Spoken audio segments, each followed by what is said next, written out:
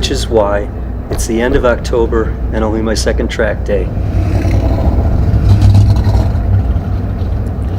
If you watched my last video, you might recall that I spent the entire spring upgrading the suspension on the car. Yeah, like that. And then my first lap day in June, I'm over 3 seconds a lap slow. I have work to do.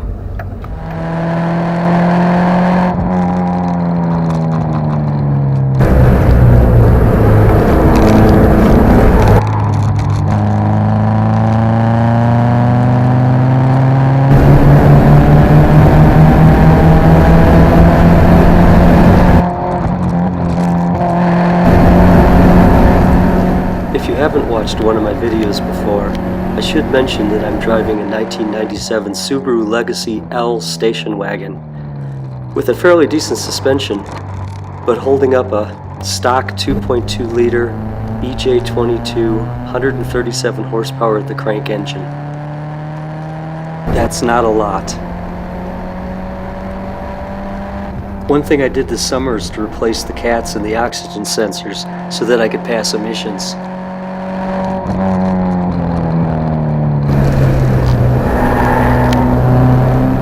A side benefit shows on this hill, where in the past I'd always hit 68 miles per hour. By the middle of the day, it'll be up to 71 miles per hour.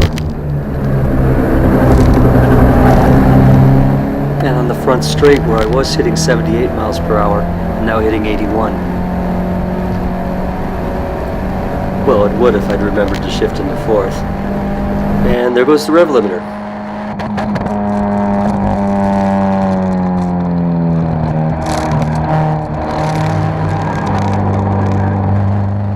In my next life, I want a Corvette.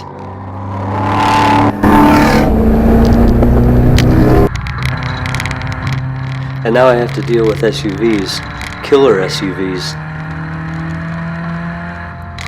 This is the 505 horsepower Alfa Romeo Stelvio Quadrifoglio.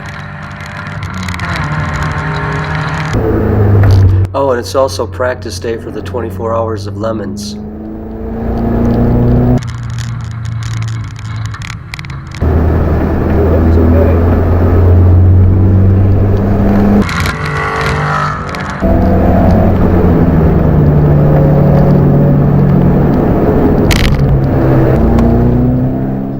The day was turning out rather ordinary, until for the first time this year, something enjoyable happened.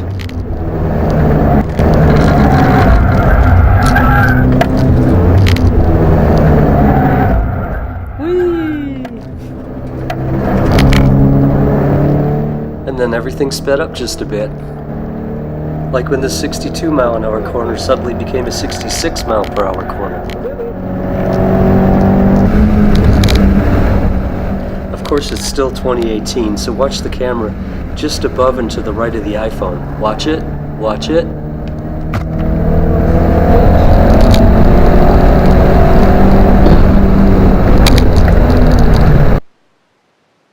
I did get this nice selfie out of it.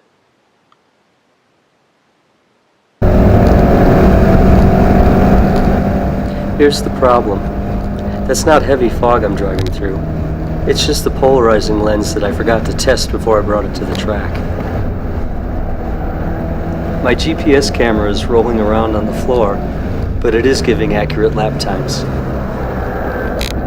Also, my rear camera has died, and neither of my external microphones are working.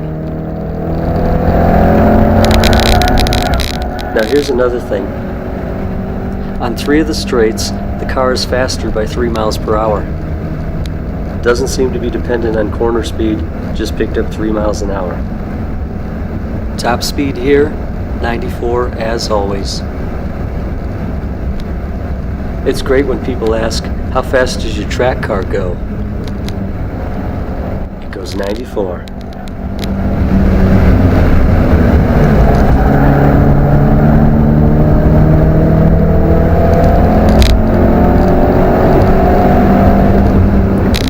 Oh, and here's where the camera decided to take a bathroom break. No shenanigans, just a technical glitch.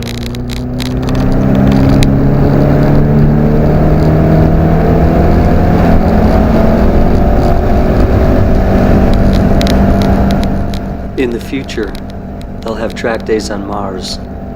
I think this is what it'll look like.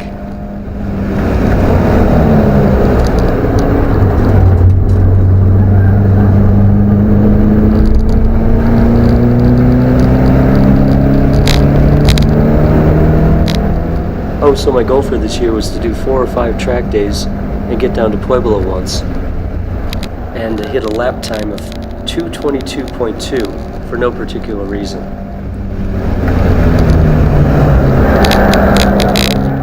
I figured the 2:22.2 was out, as this is only my second track day of the year. And back in June I only got into the 2:28s. So I have over 5 seconds to make up. But I was hoping for a 2:22.999, get into the 2:22s. A small achievement in this otherwise craptastic year.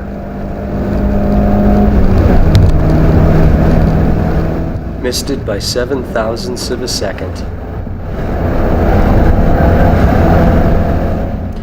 But it's not all bad news.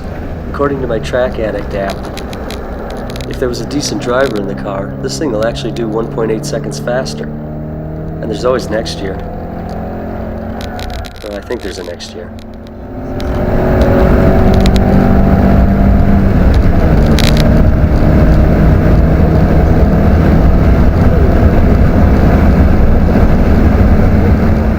Oh, and my theory for why I was so slow in June? Not a clue.